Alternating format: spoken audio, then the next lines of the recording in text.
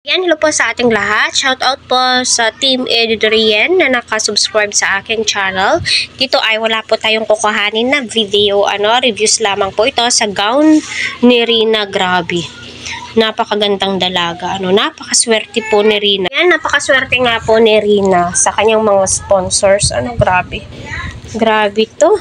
My God, mapapabilib ka kasi solid na solid po talaga. Ito yung sinasabi po nilang Princess Rina na walang makakatalo talaga, 'di ba? Sa live ni Kalinga Prab noon na sinabi niya, walang makakatalo kay Rina.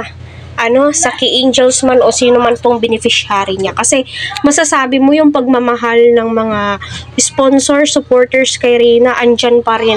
Kahit na di gaano binavlog ni Kalinga Prab noon, sa isang buwan, once, twice, swerte na lang po tayo, kung thrice, diba? So, ayan, patuloy po nating suportahan at tangkilikin ang kanilang mga video kasi kita naman po natin, di po talaga nila pinapabayaan. Andyan pa rin po sila, sinusustentuhan si Rina.